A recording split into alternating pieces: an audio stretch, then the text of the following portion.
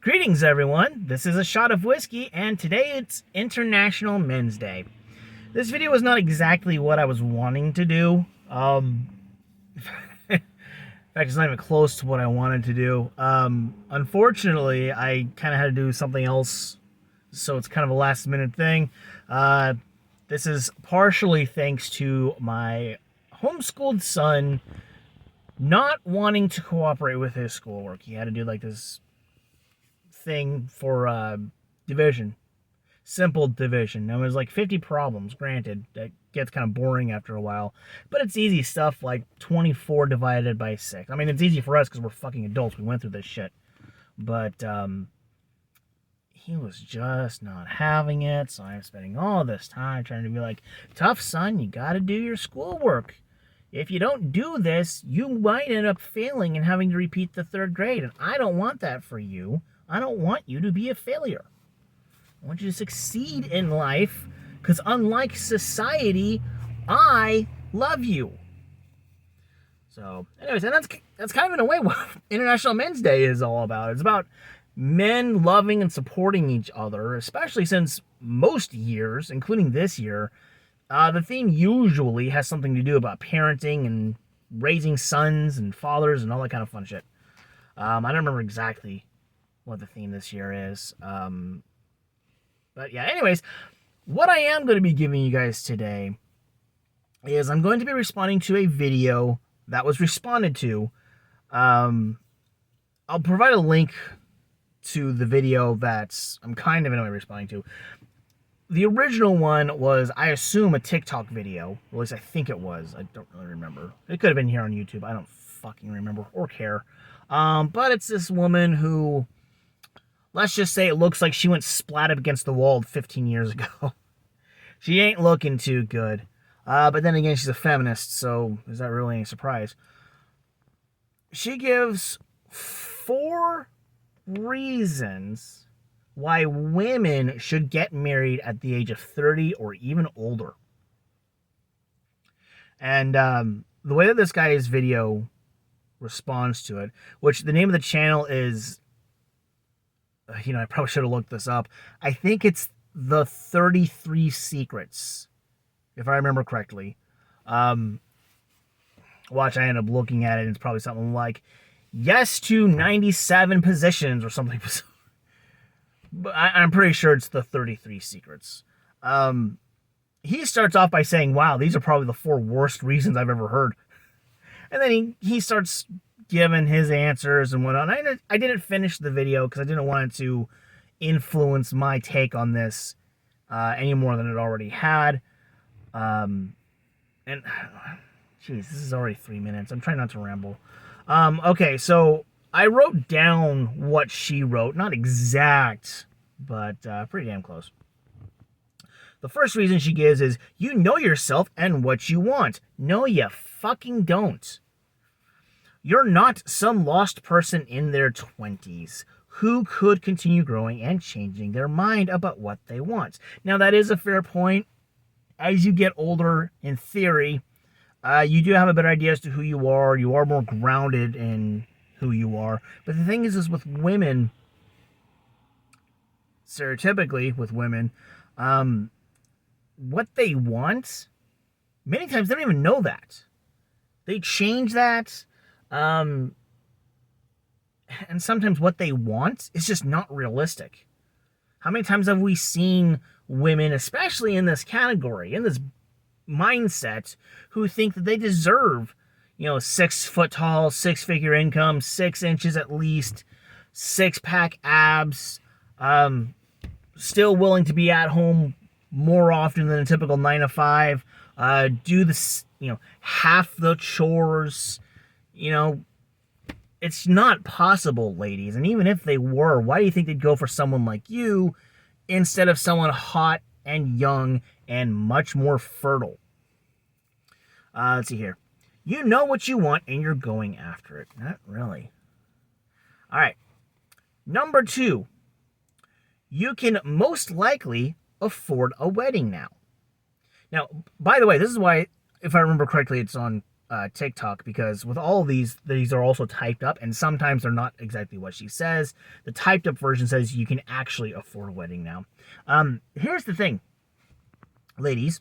Oh, and continuing on with this, and your friends can afford your wedding too. Maybe you can even have a destination wedding. Traditionally, your parents pay for it, so more specifically, your father.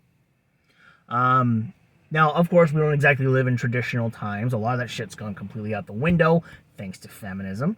Or at least thanks in part to feminism. And while, yeah, you could pay for it, your husband-to-be could pay for it,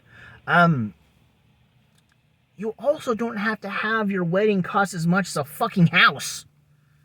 I swear, a lot of these women want their fairy tale princess Disney World weddings that are just ridiculously overpriced when they don't have to be. I mean, just have a fun, cute little get-together, hire, a priest or a rabbi or whatever to do the ceremony who is authorized to do legal ceremonies in the state, or get a judge, or get some random Joe Schmo. I mean, I used to have a coworker, a custodian, who was authorized to marry people. You don't have to be a part of a church. You just have to have the legal documents because it's a contract you're signing. But the fuck do your friends have to pay for? Now, with women, I can understand if it's like the bridesmaid dresses.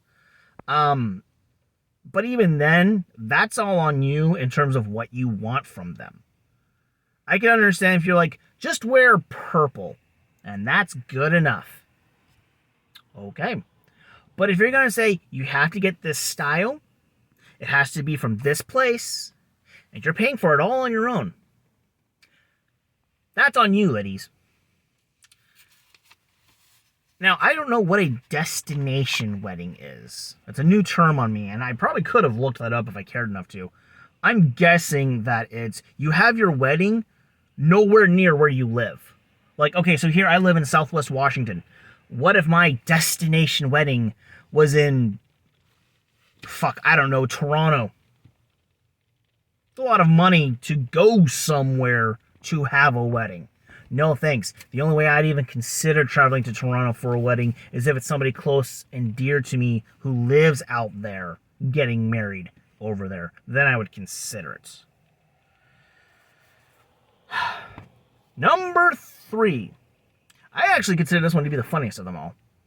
You're actually ready to start a family. Your ovaries ain't. Your time's almost done, ladies. Now, what she adds to it, I think, is insanely ridiculous, insulting to men who this would apply to, as well as insulting to women who this would apply to. Remember, this is for women who are 30 and older. You're not going to be a child bride or a child mother. They're not 12. You got an entire decade. The full-on fucking 20s. They're not children. They may act like children, mostly because of society, but they're legally adults. And those are the prime years for pumping out kids. You're ready to start a family? How? You should already have your family by that point in time. But, in fact, you'll have the knowledge. No, you won't. Just because you're 30-something doesn't mean you know fucking shit about raising a family. Capability, maybe, if you've made right decisions. And stability, doubtful to have a child now. And number 4. Now, I'm going to read the first text that comes up, and then I'll read what she's verbally saying. The text, you have more to offer someone and vice versa. First of all, no you won't. Unless the person that you're hooking up with is a fucking bum. And vice versa. The part that she actually says, You have more to bring to the table now. No, you don't. Now, she's probably thinking finances as one possible thing, which, yes, that can help. If I were stupid enough to throw away my MGTOW ways and get married to a woman who makes twice as much as I do, which isn't a lot to be honest, it's enough to get by, but, you know, basically if I marry someone who has double the income, we as a family will be bringing in about 100K, a little more than 100K. Would it be worth it? Especially if it's her making 2/3. But the thing is, if you're over 30, odds are we are not going to be making children. And if we are, there's a good chance that they're going to have something wrong with them. Because your eggs have a shelf life. My sperm does not. Well, it does to an extent, but nowhere near as much as eggs. I can theoretically make sperm until I'm over 100. You can't make eggs that long. You're lucky to make eggs after 40. Hell, you're lucky to make eggs after 35. But anyways, you have more to bring to the table now. But is it worth it for the guy? So your partner will also be on that same level instead of being mismatched. That's the problem with you feminists. You think that you have to be on par with men in every way that benefits you. Or at least you think benefits you. We're not supposed to be on the same level. We're supposed to be two different things coming together to make something new. That's the idea of it. You don't make a cake by beating eggs and leaving it at that. You've got to add other ingredients. It's really not that hard of a concept, unless you're a feminist. And being mismatched. It's at this point that more text comes up, and it says, it won't be mismatched because you're both killing it. And that's where it ends. You're both killing it. Killing what? Any chance of having a good quality family? Any chance of having a high value man taking you seriously? I'm not a high value man, at least certainly not in every aspect. I'd like to think that if I ever were to decide to get married, there are certain aspects of me that would make for a good husband. There are definitely some things that I'm lacking on, such as finances, which, yes, the vast majority of women care about that. There's... I'm not high value, and there's no way that I would marry a woman in her mid, late 30s, early 30s even, and start a family. I have said before, not so much on this channel, but at least in person, that if I were to ever get married, I would look for one of two types of women. If there's someone in her age brackets, the one that she's defending so much, it would only be because it's an opportunity where she and I would both see it as being advantageous for our children. Meaning she has a kid who doesn't have a father. And I don't mean like someone who she divorced and chose to have him fuck off. I mean like he's fucking dead and that kid doesn't even know what a father is. Something like that I would consider. But not very likely, because we are talking about a single mom here, and yes, they do have a lot of baggage. I know, I was raised by one. I came this close to being one of those stereotypical should be in jail or dead types. And it took men to beat some masculinity and common sense into me before it was too late. So, now, the other type of woman is the type that you would hear some of the cool guys on YouTube like Undead Chronic and Ruby the Party Frog talking about, which would be girls in their early 20s who are also virgins. Which, let's face it, here in the United States, that's pretty much fucking impossible. Even if you were to go to a church and go to a good church girl, odds are she's probably taken the dick sometime in her life. So, look at that. I intended this video to be a hell of a lot shorter than it was. 15 minutes plus already. Wow. I'm going to go ahead and end it here. This lady's a fucking psycho.